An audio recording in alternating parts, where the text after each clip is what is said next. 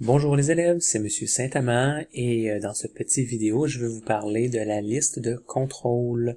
Donc, si vous êtes nouveau pour les cours en ligne, c'est très important de regarder ce petit vidéo. Si vous avez déjà regardé le vidéo sur la liste de contrôle pour un autre cours, comme le cours de citoyenneté, c'est un petit peu la même chose que je vais vous dire, mais il y a des petites choses de différentes ici.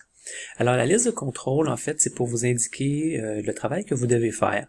Alors, par exemple, ici, bon, on a la liste de contrôle pour le cours de carrière. L'unité 1. Donc, tout ça ici, c'est l'unité 1. L'unité 1, ça, c'est le titre de l'unité, et elle vaut pour 20% de la note finale.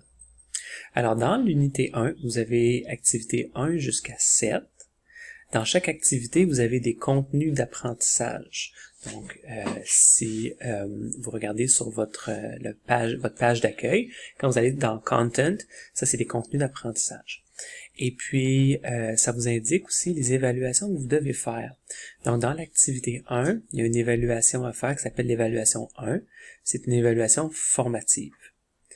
Ensuite, activité 2, 3, 4 et 5, il n'y a que des contenus d'apprentissage à lire, mais parfois il y a des petites activités interactives. Ça, c'est important de les faire. Vous ne devez pas les remettre, c'est souvent juste un petit vidéo à regarder ou des choses comme ça, donc vous devez vraiment porter attention à tous les contenus. Dans l'activité 6, vous devez lire tous les contenus et faire l'évaluation 2. L'évaluation 2, elle vaut pour 30% de l'unité 1. Et l'activité 7, vous devez lire tous les contenus d'apprentissage et faire l'évaluation numéro 3 qui vaut 70% de l'unité 1. Ici, il n'y a pas encore de date de remise. Je suis en train de travailler sur ça, mais dans la copie que vous allez recevoir, vous aurez des dates de remise pour ces travaux-là. Et vous pouvez aussi regarder sur le calendrier du cours parce que les dates vont être écrites aussi à cet endroit-là. Ça, c'est pour unité 1. Alors, unité 2, c'est un petit peu la même chose. Donc, unité 2, c'est explorer mes possibilités. Elle vaut pour 25% de la note finale. Alors, encore une fois, vous avez des activités, activités 1 à 7. Dans l'activité 1, on doit lire tous les contenus d'apprentissage. Il n'y a pas de choses à remettre. Activité 2, vous devez lire les contenus d'apprentissage et faire l'évaluation 4, qui vaut pour 50% de votre unité 2. Ensuite, activités 3 et 4, on fait que lire les contenus d'apprentissage et les petites activités interactives. Numéro 5 et 6, donc ici, il y a des contenus d'apprentissage et des évaluations à faire. L'évaluation 5 vaut pour 50% de votre unité et l'évaluation 6 est une évaluation formative pour laquelle vous allez recevoir des commentaires, du feedback, mais pas de notes. Et par contre, vous devez la faire parce que dans votre tâche culminante, vous devrez intégrer les évaluations formatives que vous avez faites.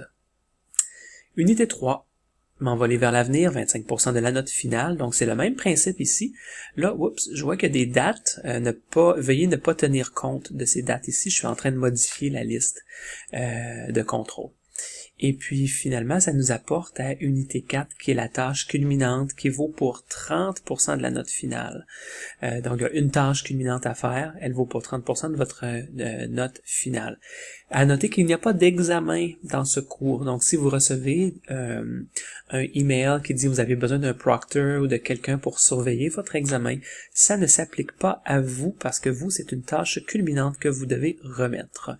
Alors voilà, c'est comme ça que la liste de contrôle fonctionne. C'est un document très important que je vous encourage à télécharger et même à imprimer. Comme ça, vous allez pouvoir suivre toujours ce que vous devez faire.